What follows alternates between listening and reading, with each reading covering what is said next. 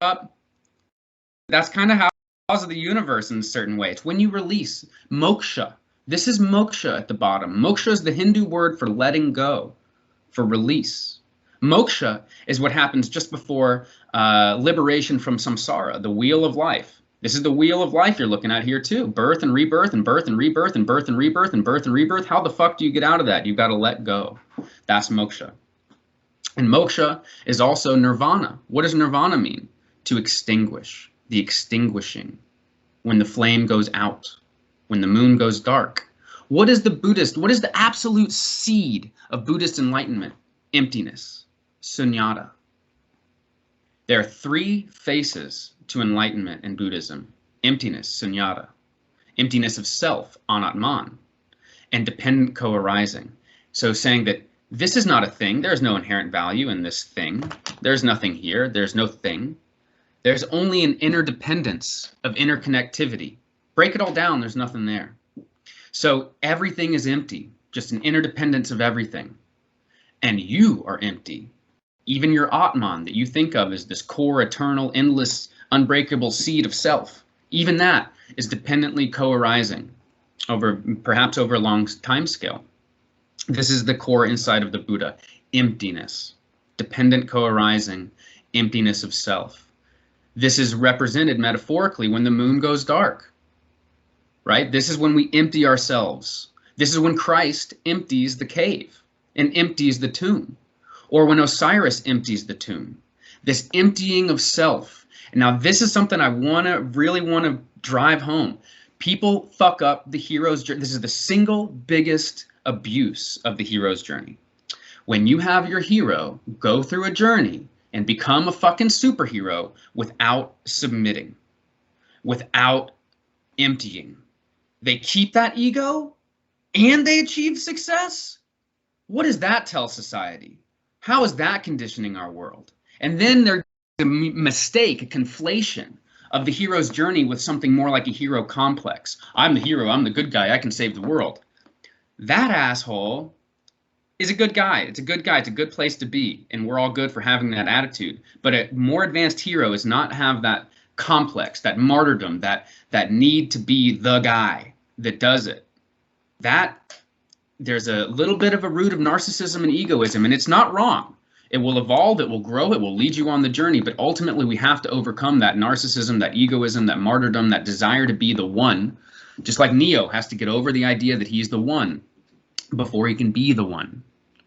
So that is one of the biggest mistakes of the hero's journey, and it's led to serious slander because when something's the biggest theory in the world, one of the biggest theories in a world, it's going to be attacked in every direction. And this is one of the biggest attacks, and it's completely off base. It's completely wrong, but it's totally founded in the fact that so many filmmakers get this wrong, where they don't have their heroes actually deconstruct that ego before they complete the journey, before they get the elixir. So that's what should happen. If you look at the myths, not just at the movies, you look at the myths, that's what happens. They empty. And it's only when the Buddha's totally empty, that's when he has the spark of dependent co-arising. That's when enlightenment comes. That first enlightenment, the relightening. After nirvana, extinguishing, comes enlightenment, the first little bit of light. And now the return of light. So that's where we're going to go. So what happens here? This is when we're about to pull the plug on Morpheus. It's all about to go down. And then what does Neo do? Fuck it, I'll sacrifice myself. Stop. That's the first spark. It's in his self-sacrifice that we have that he expresses his emptiness, and that we begin Act 3. And we stop right in that moment, and we don't kill Morpheus, and we continue on.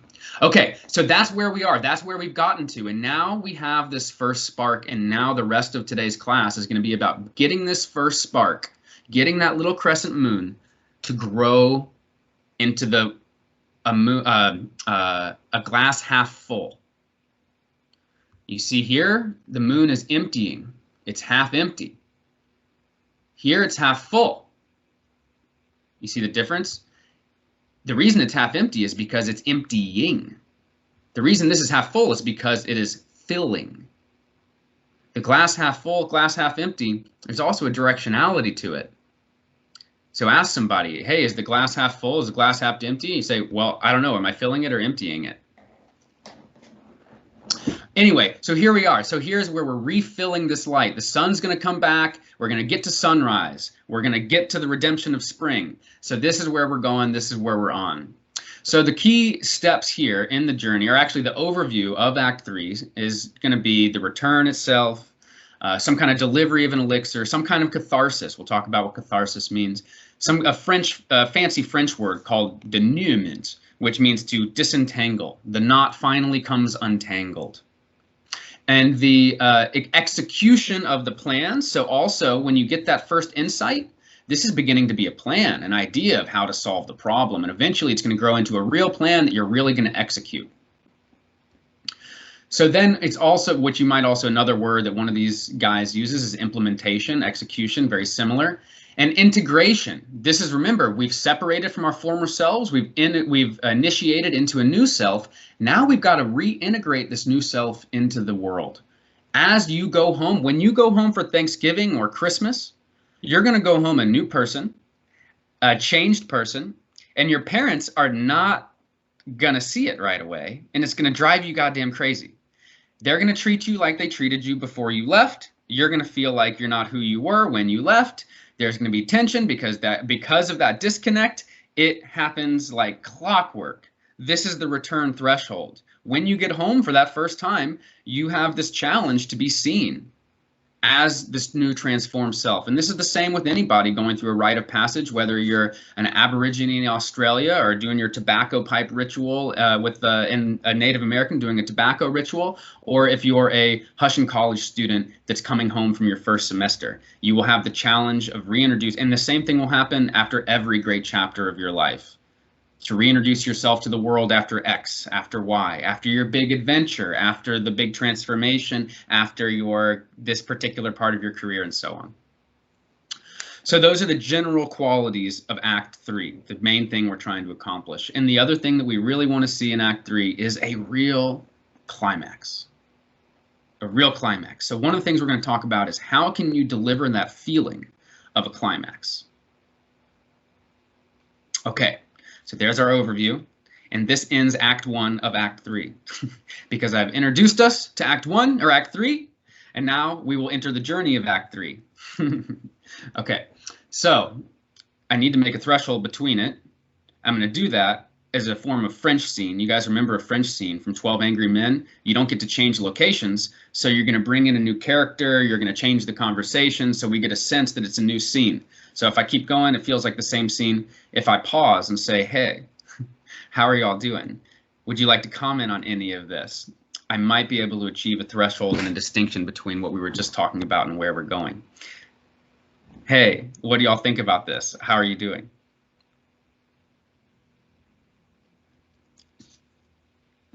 Thumbs ups. Yeah, okay, all right, cool. All right, enough threshold for me. All right. So Act 3, the main steps of Act 3. Step 1, okay, the Buddha's achieved enlightenment. What's next? Man, if I go bring enlightenment back to the world, they're going to think I'm crazy. Nobody's going to believe me. They're all going to hate me. I don't want to do it. That's the refusal of the return. And we'll talk about some more examples of that. But eventually the Buddha does decide to return. Right? Eventually we do decide, okay, he's going to go back and deliver his insights to the world. Now we've got this exciting journey to get back. And in some cases it's split up into an escape and an attack. So first we've got to escape, the Death Star. Then we've got to rally the troops, and then we attack the Death Star. But they're both this kind of return journey to deliver the final plan and execute the plan. So first is this escape, this flight. But both of them fit into what we might call is a return flight. They're fleeing. Now this flying thing, it's a pun. It's hilarious to me because, okay, so it's, yeah, shaman flight. The shaman is flying back. The moon or the sun is flying back. The flight is a very cool idea. We see it in Peter Pan. They fly back on the ship and so on. But the flying part is not actually, I'm not sure I've ever really seen it as essentially core to the motif, the return, the fleeing. Because, for example, flight doesn't actually just mean to fly. Like, flight means to flee, to escape. And I think that's how Campbell originally meant to use the word. But it's an inspiring little word. And so, as we'll see, a lot of filmmakers seem to have gone out of their way to make the flight flying. Think about E.T. on the bikes. And you'll see how far out of the Nolan goes to get that Batmobile in the air in that return journey. Anyway, just a fun little thing. So first we're hesitant to return, then we decide, okay, let's go, and then we're gonna go on this kind of flight, this escape. This is like we've stolen fire, and now there's a relay race between all the animals to escape with the fire from whom they've stolen the fire. And then we prepare an attack on the return threshold. We're gonna get ready and attack that castle or whatever it is, and deliver the elixir and change the day. And that's what this big climax is. The climax. A few different pieces of the climax I want to draw to your attention, and really the goal in the climax is, in my opinion, well, I will show you, you tell me what you experience with it. These are all these steps. Okay, you defeat the final resistance, you have some kind of rebirth, resurrection of the character where we can demonstrate that this is a new character, this character's redeemed, and we deliver a kind of elixir that saves the day, and then we end up with a kind of redeemed wasteland. So these 4 steps, we defeat the resistance, we deliver an elixir, we redeem the wasteland, and along the way we see the character resurrected or redeemed in some kind of metaphorical way, perhaps even a rebirth. What I'm going to show you is when all that shit happens really, really, really, really tight together, it's like an orgasm. And the more you let it space out, the less tight that experience is. It's like cooking. You want to time it all to be hot and to come together at the table at the exact same time. I've never done it, but I know that's what we're supposed to do. So this is what you want with your story. It sure would be nice. So not only that, but now imagine that you've woven your A's and your B's and your C stories to have overlapping climaxes. So now all the stories, like, whoa, it's all of a sudden coming together and turning and delivering the payoff of what you've been waiting for all this time. Because all these are payoffs, right? The resistance has been set up. Now we defeat it. The rebirth, we need that. We start with the character that needs to change. Now we see the change. We don't have the elixir. We need to get it. Now it's delivered. The wasteland, now it's redeemed. So what you're really doing is you're getting all the payoffs, boom, at once. And it's exciting. Bring all that sensation together at once. And that's a powerful climax. So we're going to look at a few examples of those. Okay. Oh, here we are. Okay. So, all right. Here we are. Now I've got. Let's start with a warm-up clip on one of these. Now you guys should be able to click these. Which one is this? You guys should be able to click these, and I'm going to ask you to do so because some of these are a little bit longer. Let's not do that one necessarily. I think the one I want you to watch is this one that says,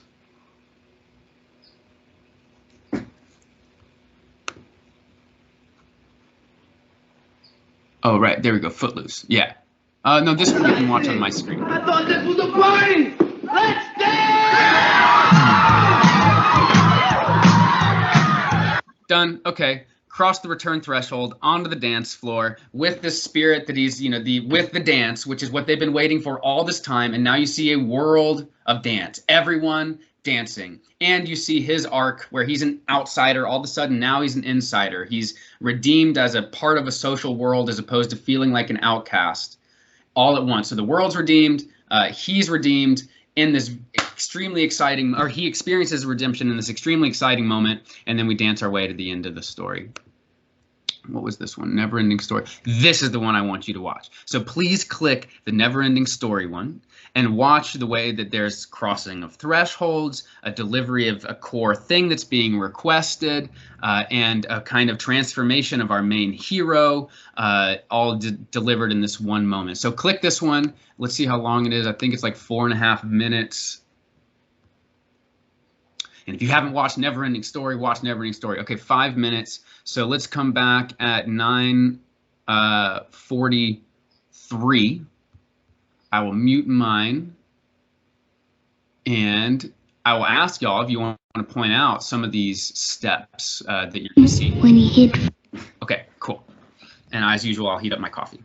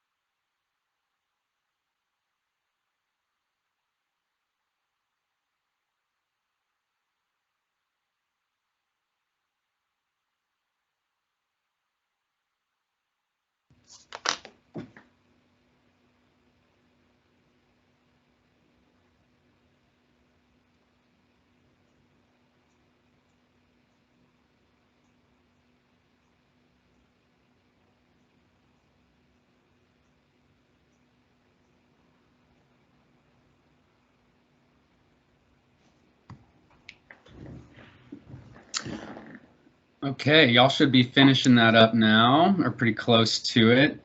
Tell me what, somebody start telling me, there's so much going on. There's a lot of motifs happening there that are really, really exciting. And it's not totally straightforward, but somebody tell me what you're starting to see there. Well, I saw the call to action for sure. Obviously, as he's reading the book, you know, it's literally calling him. Then there's the clear refusal of the call, where he's like, "No, I got to keep my feet on the ground."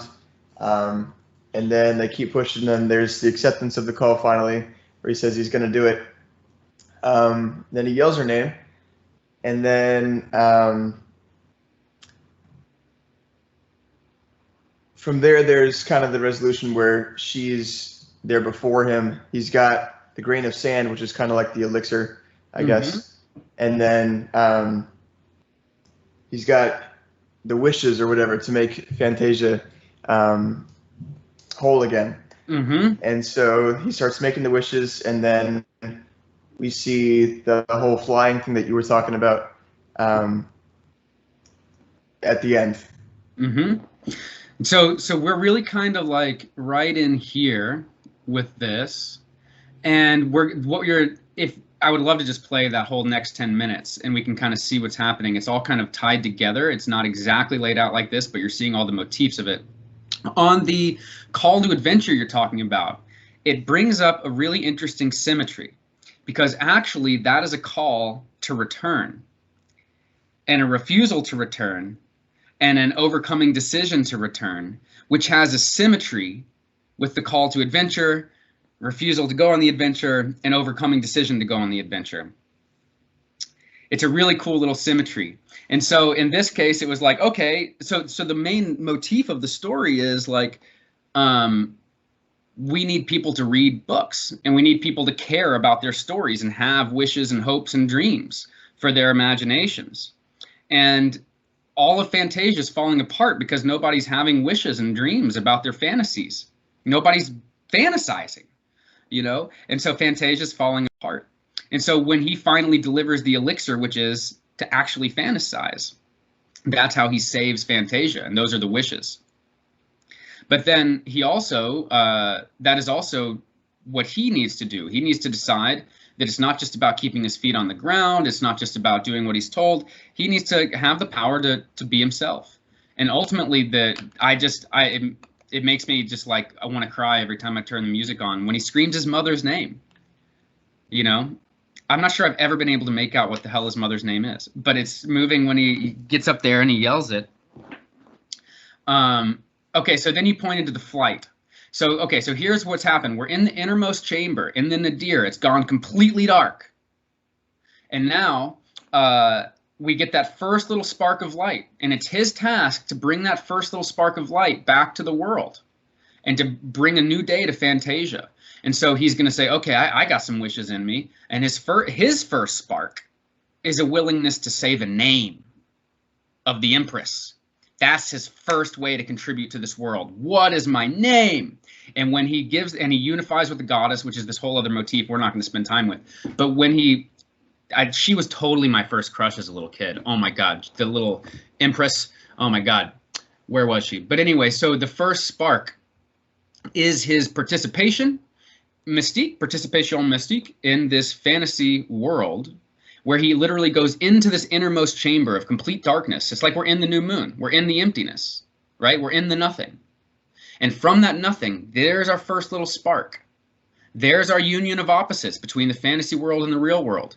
And this spark is now going to be born. He's going to bring that spark back with wishes and wishes while flying on Falkor all over Fantasia. Wish here, wish there, wish here. Fantasizing the world back into existence, bringing back the day. Now, part of what's interesting here is that the way that they have to attune the climax, because the climax then is his return to the real world. So he goes into fantasy world just in time to cross the return threshold, just in time to come back into the real world, flying on Falkor, chasing the bullies down. And the bullies will run away from Falkor, And so this is his courage coming back, his resurrection and rebirth in the real world as this kid not afraid of bullies, defeating the final resistance, which are these bullies, and literally throwing them into the dumpster as he comes back into this world. And this is his new world redeemed, an unafraid kid, which is really very much what the story's about. Do you see how beautifully, elegantly that this story kind of demonstrates and delivers these motifs? Literally, the darkness and the light returning, and the bringing back of the day with the imagination, and the crossing of the return threshold from that world back into the new world, and the redemption of the character by the execution of their new character qualities that they only learn by reading the story. It's really cool. I really admire this movie. Certain movies are worthy of being formulas unto themselves. Star Wars, Wizard of Oz, Matrix, and Neverending Story. These are a few of the movies that are, and when you start to see their motifs showing up at the beats in other movies, you start to wonder how much other people are also seeing these as formulas in and of themselves. Okay, so there's a quick overview, a great clip that shows us the long journey, the long run home. But let's now slow it down, talk a little bit about some myths. So the Mythic Journey. This is when Persephone will eat that little bitty bit of pomegranate, and then she will be brought back to the normal world. She'll complete her return journey with Hermes. Hermes will deliver her back to the real world. And when she comes back to the real world, crosses the threshold, she'll come literally out of a cave. This will represent her rebirth, but also this will be a new Persephone. She's now queen of the fucking underworld. She's not her mother's daughter anymore. A whole new person. And then when she comes back with the energy of life, and spring returns with her. Her return represents the return of spring. So there's Persephone. And by the way, it seems insinuated that she's also giving birth upon her return to this child that otherwise shows up in the story involved with the plow. And the baby might be the plow. This gets into my whole other fixation on the Man of Steel, the Iron Man motif, when the baby is the steel product, this being created. So then what about Christ? What's he do at the nadir? Christ at the bottom of the underworld, this is where he fights the devil. This is where he empties the tombs, emptying, right? He empties Adam and Eve's tomb. He empties his own tomb. He grabs their hand, and then he returns with them from the underworld, and then they all exit a cave. You know, whether you're paying attention to the harrowing of hell, and by the way, I love the harrowing of hell motif. It happens a lot. Anytime you have somebody go into a jail and save everybody and leave, or like in Westworld, when Maeve goes in the first season and saves all these quasi-dead robots from that like underworld place and escapes with them. This is the harrowing of hell motif. When Christ or Horus goes to the underworld and rescues a whole horde of people that are trapped in the underworld. The harrowing of hell. And so Christ returns with Adam and Eve and all the righteous people, and redeems them, and they return. Christ is reborn, or is resurrected. The stone across his, the stone is rolled away. That actual barrier is rolled away. And then he, of course, delivers this final kind of message unto the world, and we enter into the Messianic age as the story goes, and the Holy Spirit is now accessible as a result of this to everyone. You don't have to go to a priest to find out what's right and wrong, supposedly, after Christ's completion of this journey. Now the Holy Spirit is accessible to all of us, and the boundary to the divine is no longer there. As Adam and Eve left Eden and created a boundary with the divine, as Adam and Eve were restored to paradise, there's an accessible, the ripping of the veil. When Christ goes to the underworld, the veil rips, and that veil separates the priesthood, the holies, and the real world. And only the priest can go, the highest priest can go between the Holy of Holies and the real world. In fact, when the priest went in there, they tie a rope around his ankle in case he has a little bit more sin than he said. Because if he goes in there with even a little bit of sin, that dude's going to die in the presence of God, and they're going to have to drag him out by the foot. Or the Ark of the Covenant is actually a giant capacitor stolen from the pyramid, and when you touch it, you get zapped to death. Who knows? Either way, the point is that veil that separates that holy of holies and normal humanity is ripped. And when Christ returns, so too does the access to the Holy Spirit. And now everybody has access to this. In the world, we're in a messianic age, a new world, right? So there's Christ. But what about Osiris? What's Osiris do in the bottom of the underworld in his return? This is where he will conceive with Isis, his dead body. She fixes a wooden penis to him. After she puts his body together, the one piece she couldn't find was his penis, which was swallowed by a whale. So we have the whale swallowing motif going on. And she will, and then of course, just for fun, just so you know, just so I make sure you're paying attention, I'm pretty sure I'll give you something you won't be able to forget today. Cleopatra. Yes, Cleopatra. There's a Nefertiti. Fuck. One of the big Egyptian queens is the first woman to invent a vibrator, which she did by putting bees inside of a gourd. Now, this is also, if you see it, an actual recreation of what Isis did when Isis, in the myth, put a wooden penis on Osiris for her to conceive with. So let me ask, do you think that Cleopatra actually created the first vibrator, or was this some sort of propaganda campaign to reconnect Cleopatra with the great queen Isis? We will never know. But either way, that's what happens, and she conceives. And this conception of Horus will become the birth of Horus. Just like Inanna, her return will be the birth of her child. So she's hanging on a peg, and what's the first spark for Inanna? Remember that little crescent moon? He takes a little bit of dirt from under her maternal grandfather, associated with the moon and associated with the waters, because the moon controls the tides, right? So the moon is related to waters. This is a big part of why the moon's so associated with elixirs. The little crescent moon is the cup controlling the tides, the waters. And so we take a little bit of dirt from under the crescent moon, is what he makes, Enki, and he turns that little bit of dirt into these two little creatures that carry the water of life and the bread of life, communion, to Inanna, giving to her where she is on a peg, on a cross at the bottom of the underworld, where she hangs for 3 days and 3 nights dead, just like Christ, same story, or resonant story, same motif. And then she will be given these communion, which will restore her to life. She will go into labor and return from the underworld, which will represent her resurrection, but also the return of her child. Okay, now what about the Buddhas is a little, okay, Persephone, Osiris, Christ, and Inanna, we did those. Oh, and by the way, when Osiris returns, it represents the return of the day. It represents the new reign of a new pharaoh, because this is what happens between the death of the old pharaoh and the return of the new pharaoh. This is when Horus takes over. So Horus is kicked out when myth is out of sequence, all right? Horus and Seth are actually older than Osiris at all. Osiris wasn't even a big picture. It wasn't even in the mythic landscape for Egypt, when originally the myth was just sunset versus sunrise, chaos versus order, Horus versus Seth.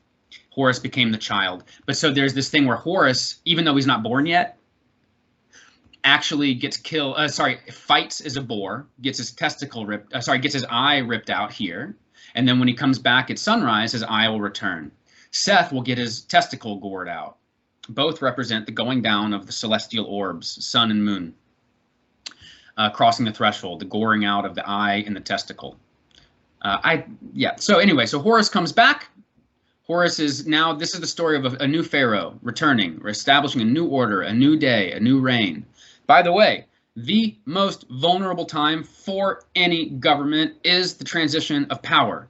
This is when China was able to seize Tibet, when there was a transition between Dalai Lamas, and the Dalai Lama was like 12 and didn't yet have power. So this is, when there is a transition of power, it is the ultimate vulnerability point for any government. And that was also true thousands of years ago for ancient Egypt. And this myth, one of the layers of the myth, is a myth of the transition of power. This usurper, Seth, takes over when Osiris is killed. And Seth, the evil uncle, just like Scar is the evil uncle that will have to be defeated by the ostracized son, who will return, defeating the uncle and reclaiming the throne. Hercules does this, so do a lot of Greek characters. Yeah, Kiara. Hamlet. Hamlet, excellent, yes. Which of course is associated with Lion King.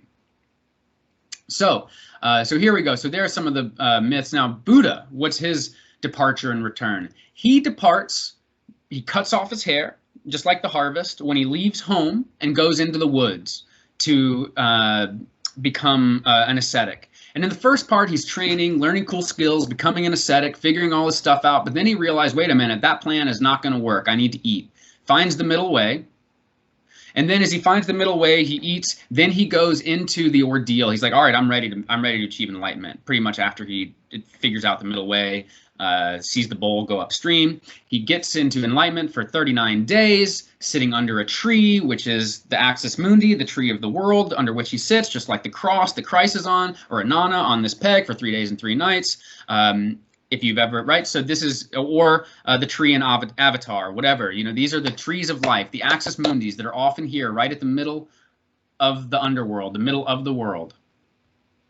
So here he sits under the tree, and he achieves enlightenment.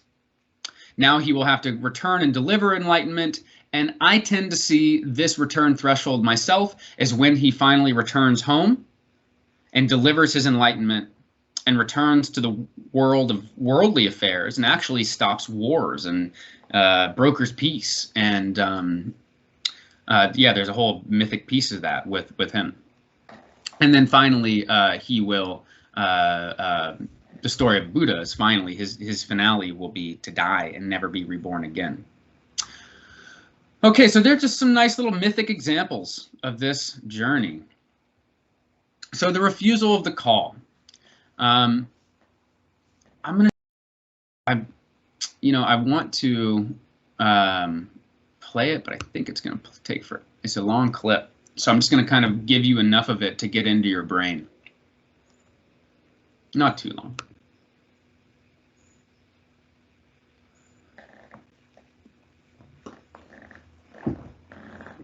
So the Lost Boys, the kids are supposed to go. I won't grow up. I won't grow up. I don't want to go to school. I don't want to go to school. Just to learn to be a parrot. Just to learn to be a parrot. And recite a silly rule. And recite a silly rule. If growing up means it would be beneath my dignity to climb a tree, I'll never grow up. Never grow up. Never grow up.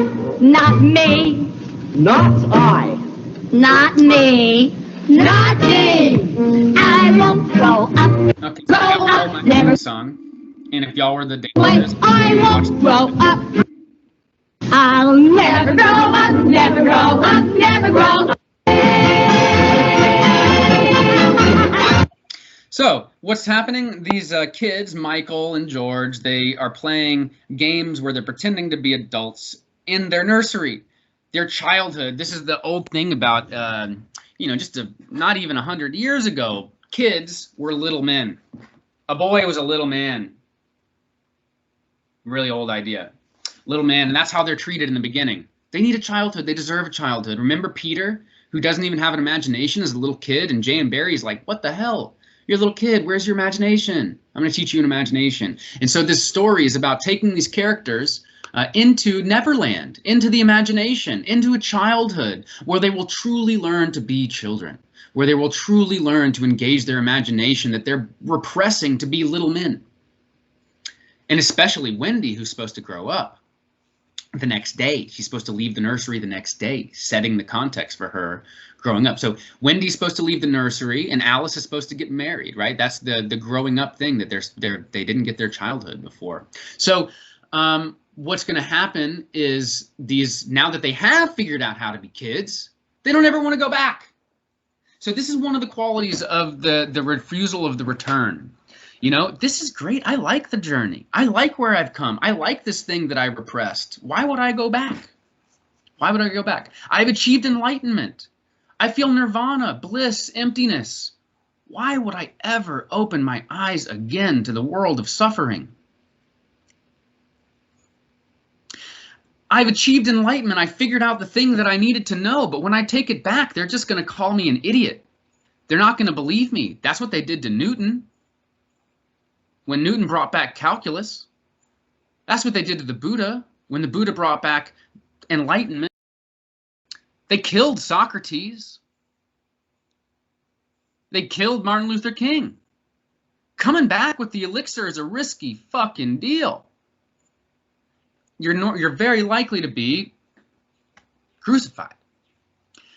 This is what we see in the Plato's cave. What happens in Plato's cave? This is when, if I haven't mentioned it again, I'm going to tell you guys about Plato's cave because this is a great metaphor for filmmakers. They're sitting in a cave.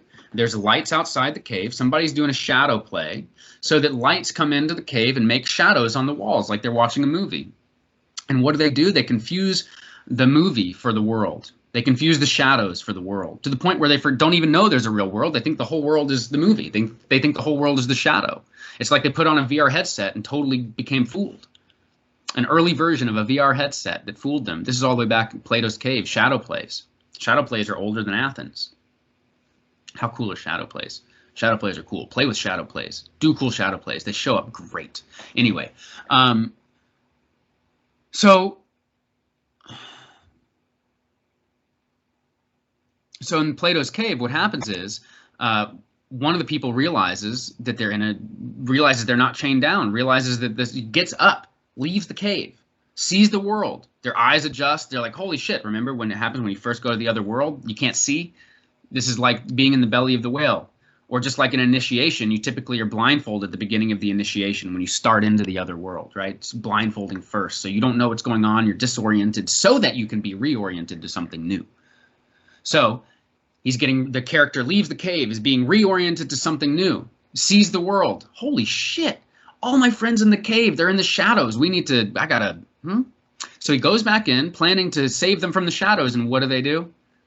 They say, you asshole, you think you're better than us? You think you know better? What are you talking about? You are a fool. So why would you want to return? These are the reasons to refuse the return. You're going to be called a fool. Your doubt about how you're going to be received. It's blissful where you are anyway. Maybe you just don't want to. It's going to be hard. Or maybe you don't want to go back to the normal world. Maybe the normal world is not so fun compared to the adventure. You know? Why go back to being a hobbit when you could be, on the road? So these are the challenges of return, of just choosing to return. You don't just assume that once you get the elixir, you're going to return. You might have a crisis that makes you hesitate. So these are a few others, right? Odysseus refuses the return. He's sitting in Circe's island for years. Hermetics and ascetics, they achieve enlightenment. Why would they want to come back, right? Vairocana is another example. It's just a Buddhist idea, or maybe it's Hindu. Buddhist, well, either way, Vedic characters. And what happens is this person has achieved enlightenment. They're laying down, they're sleeping eternally for bliss, never wants to wake up. And the way that at some point there's a demon that nobody can defeat. So Vishnu tricks the demon into coming into the cave where Vairocana never wants to wake up. And tricks the demon into waking up Vairocana, who opens his eyes and destroys that demon. How dare you wake up, a blissful slumber. So these are the refusals of the return. But in our story, there will be a return. With no return, there's no hero. You don't bring back what you figured out, you're not a hero. You just sit there with your great elixir and your great insight, not a hero. Campbell makes this real clear. You got to come back. So let's look at some examples of the return flight. Some really fun examples. I like this one. Let's go to the next slide. I've got a few more down here. I love E.T. and I love Batman Begins. I think let's do Batman. So E.T., they've got to get out. They've got to escape with what they had to retrieve. What did they have to retrieve? E.T. So they've got to escape with E.T. and deliver him to the spaceship. With Batman Begins, we've got to escape with two things. One, the girl. Two, the elixir. What is it in Star Wars? The girl and the battle plans, which they already have, right? Same deal. So let's watch Batman Begins. It's one of my favorite little ones. I think it's a oh, wait, what are you doing? Okay, I didn't hit open in another slide. Sorry about that. It's only 2.5 minutes, so why don't y'all watch it? I think it's worth y'all clicking it. hate making Nolan films choppy, but we've only need a couple minutes. So let's come back at 10:10 and I'll mute mine. I hate muting him.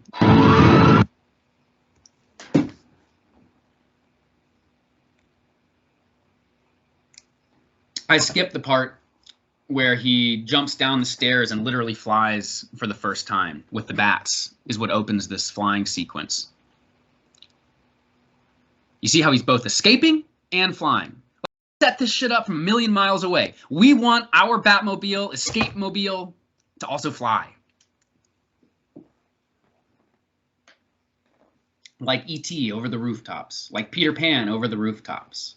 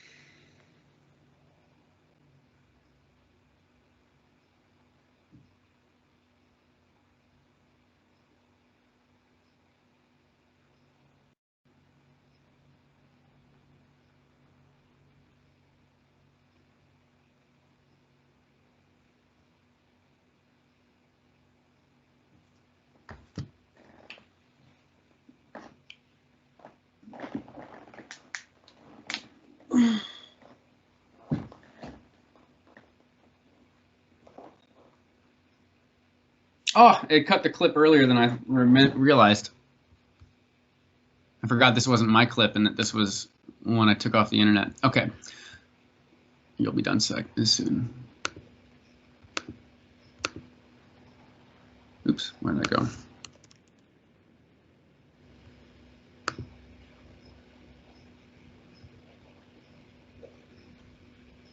Oops.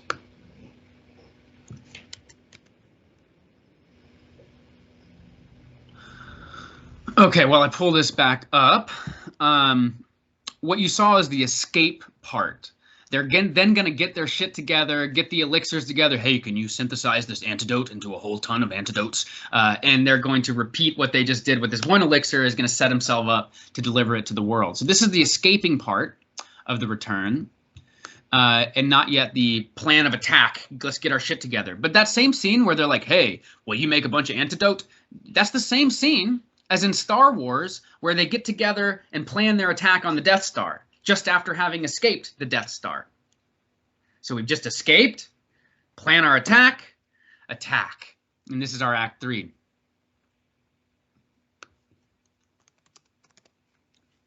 Okay. 20 minutos. Okay, so there's our flight. Here we are. Okay, so I'll have these clips all loaded in for you for Thursday when we're doing the review session. That's my goal, is to have as much stuff totally done, all the clips loaded up for the review session as I can. Some of them are not translating online. For example, you'll find that Star Wars is ad infinitum. But hopefully you'll check more of these out. Right now, there's a good Lord of the Rings and Indiana Jones. Oh, we have to watch this one. Okay, forgot. Please click the Indiana Jones one. This takes a second. You're going to see them literally leave an underworld. Literally leave a cave, escaping in a cave with the demons chasing them down. And what do the demons represent? Their own unconscious, their own inner demons saying, you think you've changed? You think you're going to get out of here with your change? Fuck you. You're going to regress. Regress, motherfucker. Go back to who you were. You're not going to grow out of this. You're not going to change. That's what it is to be chased out of the underworld. That's what it is to be called back. Don't look back. Keep going. Okay, so give this a watch. This is a long sequence. Please watch it because it actually does the whole little journey. You're going to see them exit out of the underworld. You're going to see them come out of a cave. The water chases them out. The elixir chasing them out. All this good stuff. Really fantastic display of the motifs. So let's see, 7 minutes. Let's say at 10:20, we'll shift into the climax.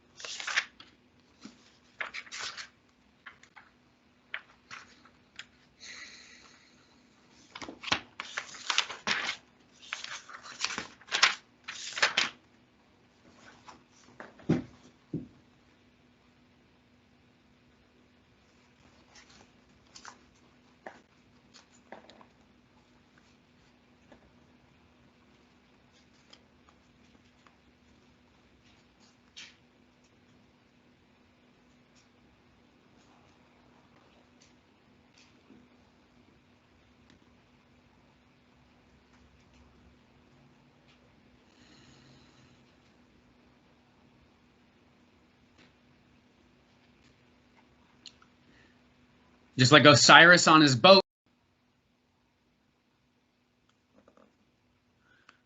Representing the sun and the hero. Trying to get out of the underworld. And in their cases, they have the stones, by the way, these magic stones with which they're trying to escape.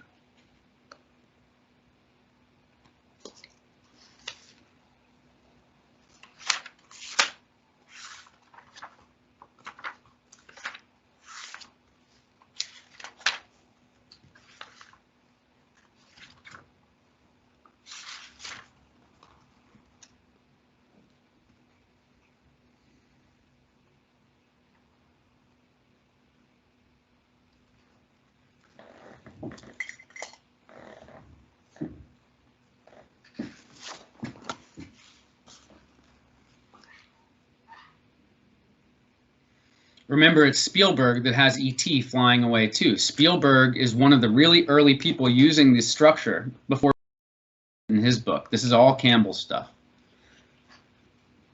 And remember, Campbell inspired Indiana Jones. Not the only guy that inspired Indiana Jones, but was very much on the mind. This adventuring mythologist.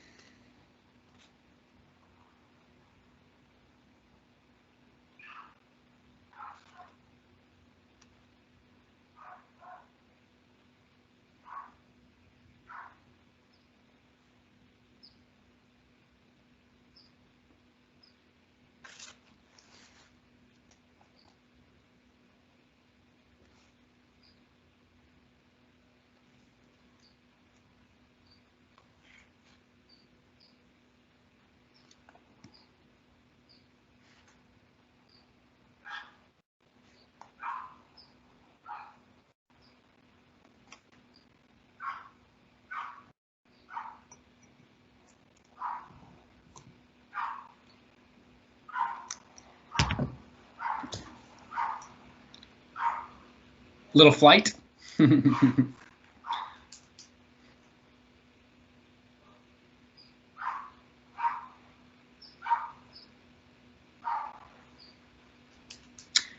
waters of the unconscious, threatening to envelop you as you try to escape. The Nile is going to come back when Osiris is reborn. The red, bloody waters of the Adonis River is going to come back when Adonis is reborn. All the great earliest cities were on riverbeds. They only existed because the flooding of the riverbeds made fertility. Core to early myths, the flooding of riverbeds. Tigris Euphrates.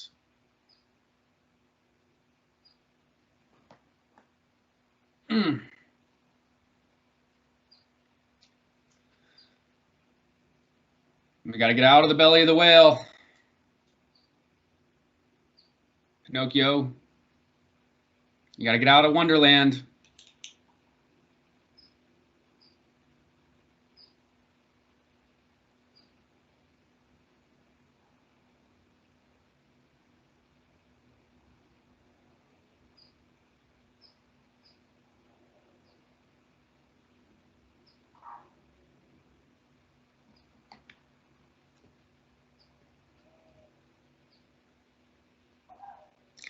Right through the cave's opening.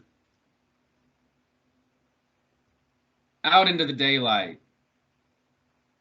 The elixir returning from the underworld out into the daylight.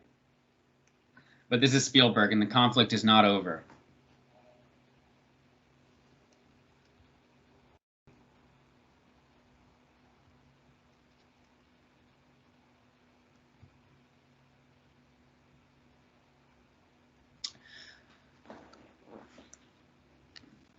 Give you just a moment. Okay, so this is Prometheus fleeing with fire to return it to the sunrise. These are the animal relays with fire to return it to the world, which will be a sunrise. Christ harrowing of hell. This is Orpheus returning with his wife, Eurydice, but he looks back and he loses her.